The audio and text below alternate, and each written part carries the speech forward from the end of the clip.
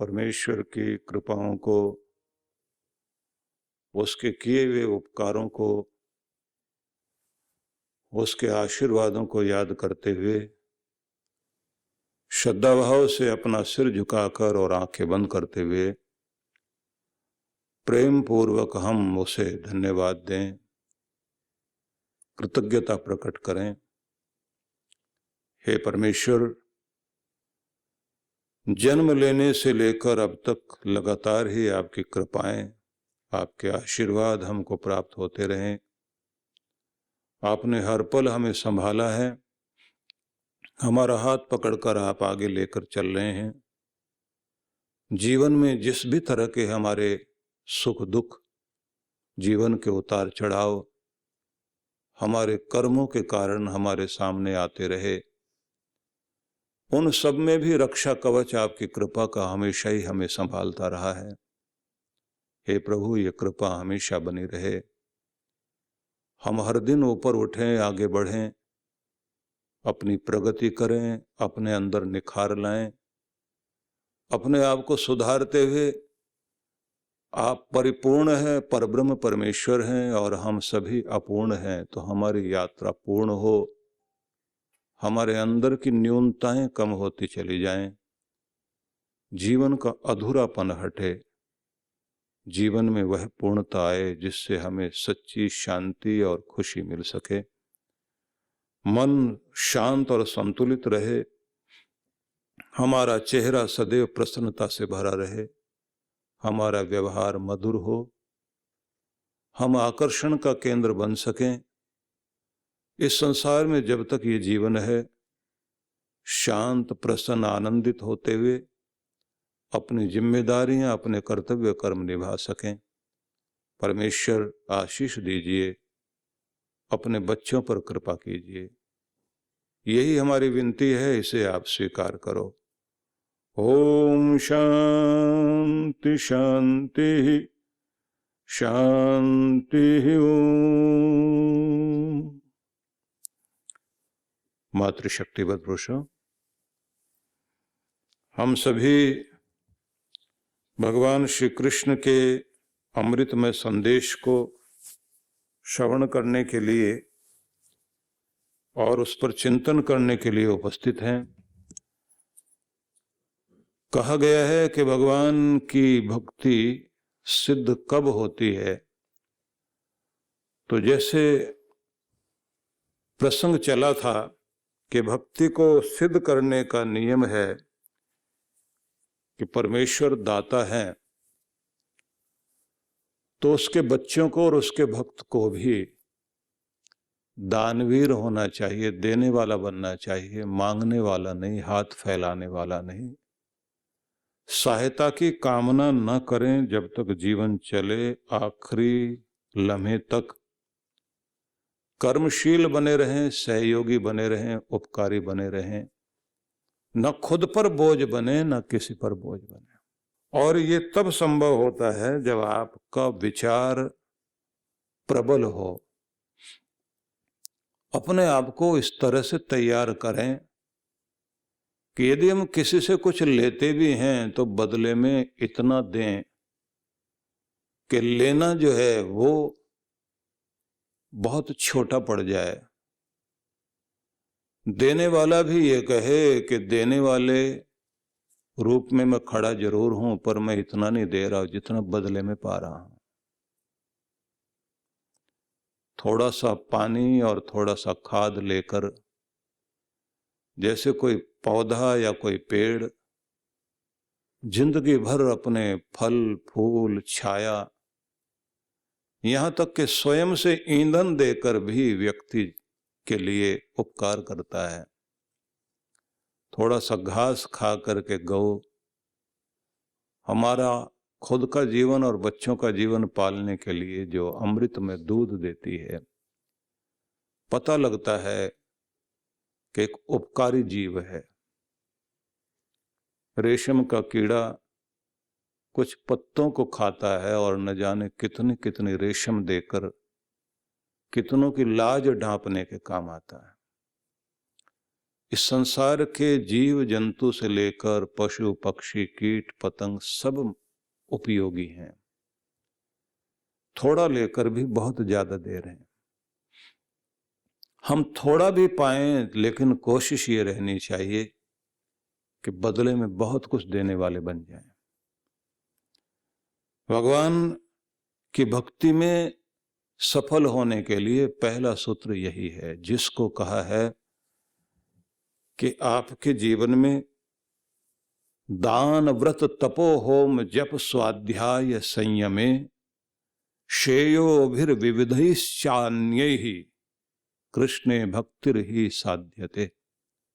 भगवान की कृष्ण की भक्ति सिद्ध तभी होगी जब पहला सूत्र जीवन में ये हो कि हम लेने वाले बनते हैं तो उससे कहीं अधिक देने वाले बने, सहयोगी बने, समाज को, इस परिवेश को, पर्यावरण को, सबको कुछ न कुछ इतना दें, वो स्वभाव बन जाए। हमारा स्वभाव बन जाए कि हम अपने चारों तरफ इस तरह अपने अंदर से उठने वाली विचार तरंगों का भी विकिरण इस तरह से करें कि हमारे उस घेरे में आने के बाद व्यक्ति हमारे शांति प्रेम को महसूस करे। जिनके अंदर ईर्ष्या द्वेष की अग्नि जल रही होती है, उनके नजदीक बैठने के बाद भी उनके ओरे से हमारा ओरा मेल नहीं खाता। और अगर हमारा ओरा कमजोर है तो हमारे ऊपर उनका प्रभाव आने लग जाता, उनकी बातें समझ में आने लग जाती है, और फिर हमारा रंग उन पर नहीं चढ़ता, उनका रंग हमारे ऊपर चढ़ जाता है। हम अपनी अच्छाई उनको नहीं दे पाते, लेकिन उनकी बुराई जरूर सीख लेते हैं। बुरों के साथ में बुरे जरूर हो जाते हैं, लेकिन अच्छे नहीं हो पाते।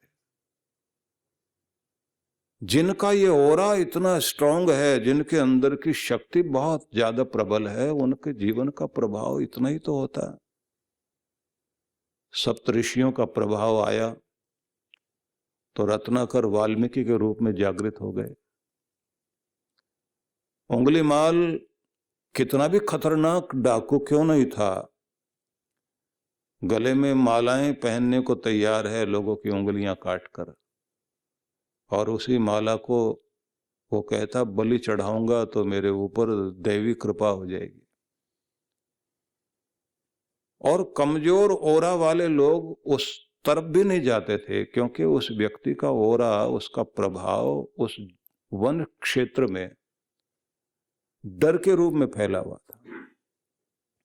बुरे लोगों की ताकत डर बना हुआ होता है, उनका डर जो है वो उनकी ताकत होती है, और वो उस डर को और बढ़ाते हैं कि जिससे लोग डरें और फिर मुझे माने।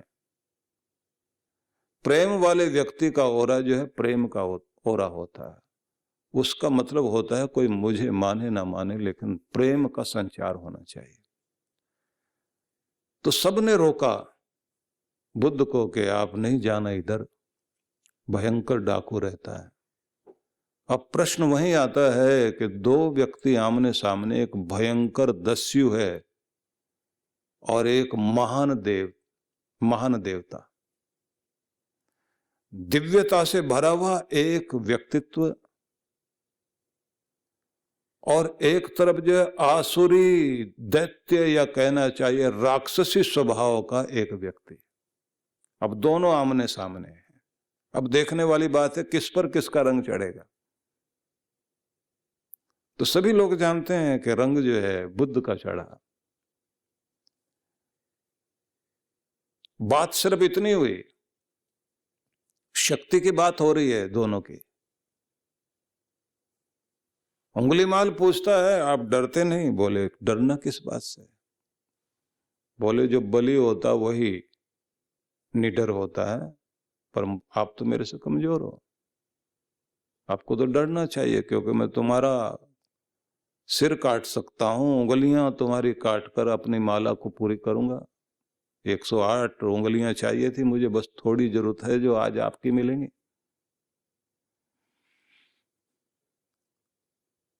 अब इतना सुनने के बाद में बुद्ध जब ये कहते हैं कि नहीं तुम अपने को बलि मानते हो पर तुम तो बहुत कमजोर हो, इतना सुनते हो आग बबूला हो गया। बोले मैं कैसे कमजोर? बुद्ध ने कहा ये सामने जो पेड़ खड़ा है इसका एक पत्ता तोड़ के लाओ। और तोड़ के लाया, तोड़ कर लाया तो बुद्ध कहते हैं अच्छा अब इसको जोड़ के दिखाओ। बोले तोड़ तो हम सकते हैं, जोड़ तो नहीं सकते। बोले बस यही कमजोरी है, तोड़ना तो बहुत आसान है, बच्चे भी यही करते हैं, हर चीज को तोड़ फोड़ तोड़ फोड़ तोड़ फोड़, तो ये तो बचपना है। बोले आप क्या करते हैं? बोले हम जोड़ते हैं। जो भी टूटे हुए मन हैं, जो भी टूटे हुए लोग हैं, उन सबको जोड़ने का काम करते हैं। बोले कैसे जोड़ते हैं? बोले जैसे तुम्हें जो है संसार ने घृणा दी और तुम प्यार को तरसते हो। तुम समझते हो मुझे कोई आज तक समझ नहीं पाया, तो तुम दूसरों को नहीं समझ पाए, कोई तुम्हें नहीं समझ पाया। तुम्हारे हृदय का कोना खाली रह गया, घृणा ही घृणा रह गई और दुनिया से अकेले होकर बैठे गए। और लगता है तुम्हें बस यहीं मर जाऊंगा और यहीं छिप छिप करके घूमते हो। अब चर्चा चली, मैं उस बात को आगे ना बढ़ाकर सिर्फ ये बताना चाहता हूं कि उसका प्रभाव देखिए कि किसका रंग किस पर चढ़ता है। अगर आपका ओरा बहुत स्ट्रांग है और आपके विचार बहुत सबल हैं और आपकी जिंदगी जीने का तरीका बहुत ऊंचा है, तो उसका प्रभाव दूसरों पर आएगा आएगा। ये अलग बात है कि सुगंध का प्रभाव बहुत हल्का होता है और दुर्गंध का प्रभाव बहुत तेज होता है। बुरे विचारों का प्रभाव बहुत अधिक होता है और बुरे लोगों का प्रभाव भी बहुत तेज होता है। लेकिन ये भी एक बात सच है कि प्यार की ताकत बहुत बड़ी होती है। उस ताकत को अगर हम पहचान सकें तो इस दुनिया में आदमी इस बात को समझ सकता है कि जिसको तोप तलवार से वश में नहीं लाया जा सकता, प्यार से वश में लाया जा सकता है। प्रेम से आदमी को संभाल लिया जाए, क्योंकि सारी लड़ाइयां होने के बाद में आखिर में समझौते होते हैं। समझौते में फिर जो है प्रेम प्यार की बातें की जाती है। किसी एक बिंदु पर जाकर के दोनों टिक जाते हैं, वहीं आकर के फिर वो जुड़ने की बात आती है। आखिर में जुड़ना ही पड़ता है। और फिर उस बिंदु पर जाने के बाद में आपस में उस चीज की कद्र करते हैं कि ये मर्यादा है, तुम भी ध्यान रखना, हम भी ध्यान रखें, नहीं तो फिर से लड़ाई शुरू। अब प्रेम पूर्वक जब दोनों मर्यादा निभा रहे होते हैं तो दोनों अपनी जगह खुश। ये दुनिया चल ही रही है प्रेम से। हम लोगों ने जो प्रेम सीखा है ना, वो माँ से सीखा है। हम लोग नहीं जानते थे ये कौन है, जन्म दिया उसने, ठीक है, उसके गोद में हम लोग लेटे हुए हैं, लेकिन नहीं जानते कि कौन है ये। परिचय कौन कराता है? माँ से। माँ का प्यार परिचय कराता है। जब वो गोद में लेकर प्यार करती है, छोटे से बच्चे को ये लगता है ये कोई मेरी है, मेरा ध्यान रखती है। फिर उस तरफ नजर जाती है बार बार, माँ उसे देख करके खुश होती है, फिर वो भी उसे देखकर खुश होने लग जाता है। फिर दोनों उस प्रेम से ऐसे बंध जाते हैं कि फिर वो माँ ही सारी दुनिया से परिचय कराती है। ये तेरा ये लगता है, तेरा वो लगता है। और बच्चा हर चीज को पूछता है, ये क्या, ये कौन, ये क्यों, ये किस लिए, माँ बताती जाती है। माँ के अंदर के प्रेम को बच्चा धारण करते करते फिर उसी प्रेम को दुनिया में ढूंढता है। वही एक चीज है, वो धागा है जो दुनिया को बांधे हुए है। सारी माला के सारे मनकों के बीच में जो धागा सारे मनकों को बांधे हुए है, फूल माला के बीच में फूल दिखाई दे रहे हैं लेकिन धागा नहीं दिखाई देता। लेकिन सारे फूलों को जिसने बांध रखा है माला के रूप में, वो तो धागा ही है, वो दिखाई नहीं देता। पूरे रिश्तों के बीच में एक ही तो चीज है जो सबको बांध करके जोड़ करके जो चीज बैठी हुई है, वो तो प्रेम ही तो है। इसलिए जो कहते ना, रही मन धागा प्रेम का मत तोड़ो चटकाए, कि इतनी खींचा तानी मत कर देना ये धागा टूट जाए, सारे मन के सारे मोती बिखर जाएंगे।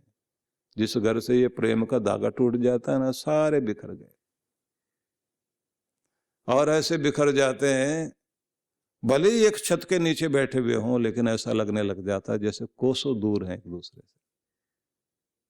फिर धागा टूट गया।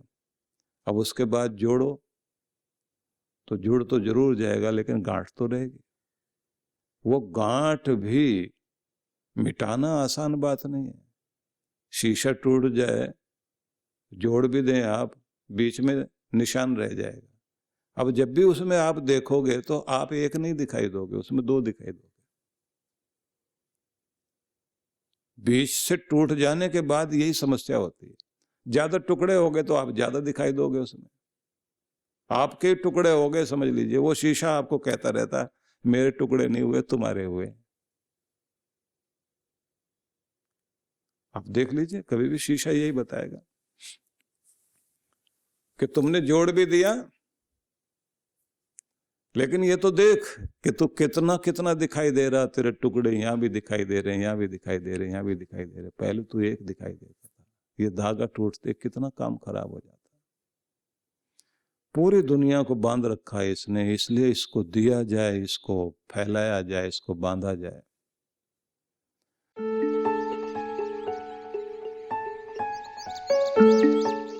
आप सभी भक्तों को मैं ये सूचना देना चाहता हूँ कि जो हर बार जिस प्रकार से हम लोग साधना का कार्यक्रम कराते हैं, और इस बार जो हम लोगों ने हिमालय की साधना के लिए आपको आमंत्रित करना था, तो कोरोना के कारण वो संभव नहीं हो पा रहा, लेकिन फिर भी ऑनलाइन आप लोगों को लाभ देने के लिए आनंद धाम से ही हर दिन आपको ध्यान से जोड़ने के लिए व्यवस्था की जा रही है। सबसे पहले 5 दिवसीय ब्रह्म शक्ति जागरण ध्यान, इसका शुभारंभ होगा। ये 5 दिनों के लिए कार्यक्रम रहेगा। इसका लाभ आपको इस रूप में होगा कि जो शक्ति पूरे ब्रह्मांड को चलाती है, लेकिन हम ही उस शक्ति को नहीं पहचानते और उसका लाभ नहीं ले पाते, तो इसी के लिए ये ध्यान है। 7 दिन के लिए 7 दिवसीय चक्र साधना का कार्यक्रम आयोजित किया जा रहा है। इसमें आप अपने अंदर जो ऊर्जा के 7 चक्र माने जाते हैं, इन चक्रों का जागरण करते हुए अपनी शक्ति को ऊपर उठा करके कुंडलिनी शक्ति को जागृत करते हुए परम शक्ति के साथ उसका मिलान किया जा सके और अपने अंदर अनेक अनेक प्रतिभाओं को जागृत किया जा सके। इसी में एक चीज हम और भी करेंगे जिसको कहते हैं ब्रह्म कवच साधना। एक दिन की ये साधना भी साथ साथ कराएंगे, जिससे आपके चारों ओर एक कवच बन सके भगवान का, आपका ऑरा स्ट्रांग हो सके। तो वो सारा लाभ आपको इन 7 दिनों में मिलेगा। यदि आप चांद्रायण तप करने के लिए तत्पर हैं, तो फिर मेरा निवेदन ये है कि जो साधना के लिए विशेष रूप से हम लोग सबको बुलाते हैं चांद्रायण साधना, यह 1 महीने की साधना होती है, लेकिन लघु चांद्रायण जो है इसे आप घर बैठे भी कर सकेंगे। और इस साधना में आप देखेंगे कि आत्मशोधन, स्वर्ग प्राप्ति और पाप विमोचन की जो क्रियाएं हैं, जिससे अंतःकरण की शुद्धि हो सके, पंचभूत और पंचतन मात्राओं की शुद्धि हो सके, उसके लिए जो है ये चांद्रायण तप, अनुष्ठान और यज्ञ इसमें शामिल होता है। लेकिन इसमें आप लोग जो है 7 दिनों तक इसका ध्यान कर सकेंगे। और अगर पूरा लाभ लेना है तो चांद्रायण तो आपका तब निभेगा जब आप एडवांस कोर्स ध्यान का, चक्र साधना वाला और साथ में चांद्रायण तप का की साधना भी साथ साथ करें। इसमें साथ साथ में गायत्री साधना को भी जोड़ा जाएगा। तो इसलिए मैं निवेदन करता हूँ कि इस साधना के लिए तैयारी कर लीजिए। तो सभी के लिए बहुत बहुत आशीर्वाद।